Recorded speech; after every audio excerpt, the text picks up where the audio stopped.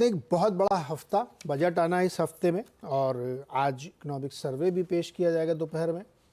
और इसके अलावा दुनिया भर के बहुत सारे क्यूज़ डाइजेस्ट करने, डोमेस्टिक क्यूज़ डाइजेस्ट करने। यूएस में बहुत उठापटक हुई है, खाड़ी देशों में बहुत उठापटक हुई है, चीन में बहुत घटनाएं हुई हैं और भारत में 4-5 दिग्गज कंपनियों के रिजल्ट, कुछ छोटी मोटी कंपनियों के रिजल्ट, काफ़ी कुछ डाइजेस्ट करना है। और उसके बाद आरबीआई गवर्नर और सेबी चेयरपर्सन के बयानों को भी आपको डाइजेस्ट करना है। तो कुल मिला के बहुत सारी घटनाएं इस हफ्ते जो हुई पिछले 4 दिनों में, उनको हमें सब डाइजेस्ट करना है। किस तरीके से माहौल बनेगा, क्या ट्रेड बनना चाहिए, किस तरह से होगा, इन सब पे डिस्कशन होगा। मुनाफे की तैयारी में अनुज, स्वागत है आपका और गुड मॉर्निंग।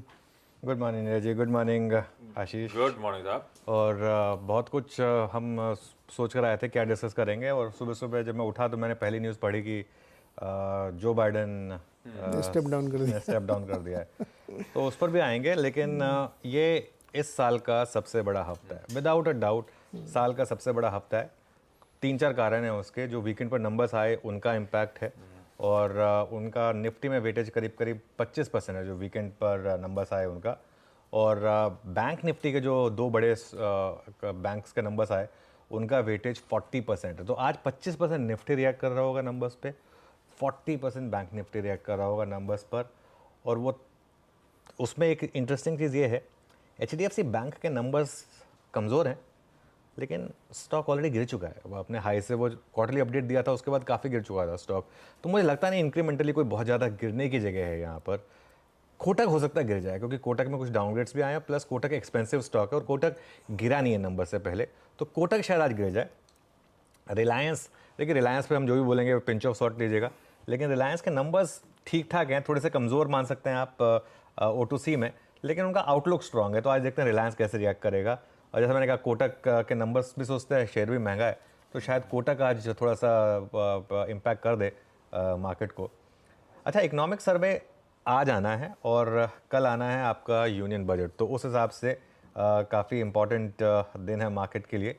और मार्केट में अब एक चीज़ जो क्लियर है, अब मार्केट को लेकर, अब मार्केट एक और रीज़न से गिर रहा है, मार्केट को फिर थोड़ा सा रिस्क लग रहा है। कल जो फ्राइडे को जो सेबी चेयरपर्सन ने कहा, आरबीआई ने भी जो कहा, आई थिंक एक माहौल बनाया जा रहा है, एक थोड़ा सा डर का माहौल तो मैं नहीं कहूँगा, लेकिन एक माहौल बनाया जा रहा है कि शायद कुछ आ जाए। अब मेरा ये मानना है कि ये शायद बजट में ना आए। मुझे नहीं लगता कोई चाहेगा कि बजट की वजह से मार्केट गिर जाए। फाइनेंस मिनिस्टर तो बिल्कुल नहीं चाहेंगे कि बजट की वजह से मार्केट गिर जाए। तो मैं इस चीज़ को ये लेकर चल रहा हूँ कि 2 चीज़ों को लेकर मार्केट की मेन चीज़, बजट को लेकर मेन पॉइंटर्स हैं।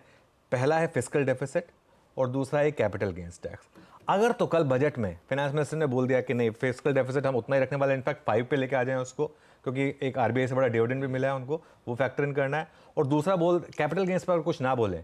आई थिंक अगर इतना ही हो गया तो 500-600 पॉइंट की रैली हो जाएगी निफ्टी में। मार्केट का डर अब सिर्फ इन 2 चीज़ों के बीच में रह गया है। और मेरा ये मानना है कि निफ्टी, अब आपको थोड़ा एक सेंसिटिव होना पड़ेगा यहाँ पर।